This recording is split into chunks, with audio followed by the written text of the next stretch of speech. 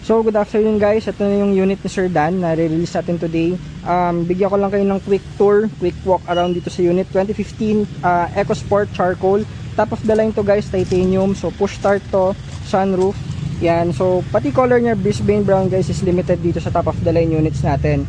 So naka deep dish matting na rin to. Yan, leather seat syempre. Ito yung sunroof. Yan, so yun yung mga additional features kapag top of the line unit. May lumbar support, may armrest, Bluetooth head unit.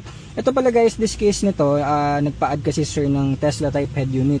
So hindi po ito yung stock niya. So add-on yan, touchscreen na Tesla type, kaya mas pogi, mas modern yung itsura niya. Push start, automatic rain sensing wipers, automatic headlights, automatic climate control, leather yung mga armrest. So kita nyo yung mga units dito kapag mga ganyan, quality lahat, wala yung mga gas-gas. Kung meron man, very minimal, kita nyo dito. So 2015 to na model, pero alaga to ng owner, first owner, pati syempre galing GTA car. So ito yung ganito yung mga units na makukuha nyo dito sa amin. So Brisbane brown color, bagay magulong, makapal pa, may mga gas-gas to, pinapa-retouch na touch namin yan guys. Syempre detailing kasama, in and out, 3-step detailing, lahat. Shift fork NB, mga ganon, pinapalitan namin, LUK brand. Radiator, bagong palit din, nandun sa isang video, sa group chat namin, kompleto po lahat yan. PMS, spark plugs, lahat ng kailangan. Cooling system, check namin, tinetest drive namin yung mga temp. Itong unit na to, around 70 to 80 degrees lang yung max. So ang overheat natin guys, pag mga Ford is 105 yung max. So ito, 70 to 80 lang, sobrang baba. Kasi nga, brand new yung mga radiator and everything. Tapos, si sir pala is all the way from Quezon. So 4 to 6 hours drive. So kumpletuhin lang natin yung mga tools. Yan, so kumpleto naman. Tow hook, ito yung special tool nya, pati jack syempre, tsaka yung pantanggal ng gulong, kumpleto. So yan, spare tire nandito sa labas. So okay na, ready for long drive na. Ayan. So release natin to ngayon, 2015 EcoSport Charcoal. May dumi lang, patanggal na lang natin to na anuhan natin ng ibon. So guys, thank you so much. Maraming tayong mga units pa dito. May isa pa tayong charcoal na for release at may mga available pa tayo dito. Pwede kayo mag-message sa amin, tawag, chat. Pero guys, sobrang daming nag-i-inquire. Pasensya na kayo kung di agad kami nakaka-reply. Best is walk-in. So walk-in kayo guys sa parami naming units. Pwede kayo mamili dito, pwede kayo mag-test drive and everything, check. So yun guys, maraming salamat. Release natin ng unit ni Sir Dan. Thank you so much, Tiwala. GTA Cars po.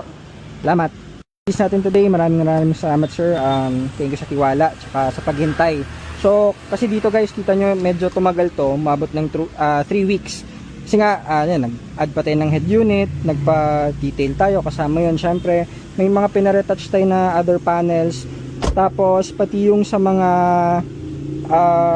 transmission. Ayan. So eto guys, pakita ko lang, mabilis lang. Ito yung group chat namin sa Viber. So since nabili ni sir, ito pala, ayan, October 8. So halos 1 month na pala. 3 weeks to 1 month na yung ano.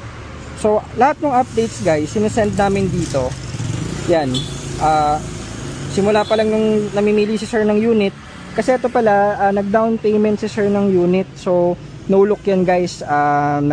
Hanap-hanap lang siya dun sa page natin. Tapos yan namin available. Ito yung napusuan ni bossing. So yan. Ito, pakita ko lang. Yan. So yung transmission yan yung lumang transmission. Tapos ito yung bago, yung pinalit namin. So kompleto yan, documented lahat. Pati yung mga videos and everything na ginagawa yung unit. Yan, pati pala ABS nito guys is brand new. Na-replace namin yung ABS nito. So tulad niyan, kabisado namin yung history ng kotse, ng mga unit na nare-release dito. So pag dito kayo nagpa-PMS, nagpa-repair, recorded lahat yan sa atin. Yan yung pag-install and reprogram ng ABS. Tapos ito naman is yung nag-PMS. Downloading lang, bago ng signal. So yan, pati yung mga ECV pala, pinalitan namin yung ECV nito. Tapos full charge ng Freon. Yan guys, kita nyo, radiator and everything.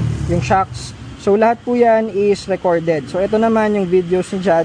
Is ito yung nagte-test drive tayo dun sa Araneta. So yan, kita nyo, 70 degrees lang yung temperature. Kasi nga naman, syempre, brand new radiator, brand new mga components niya. So yun guys, yun yung GTA Cars na unit. Ganito po sa amin, may group chat.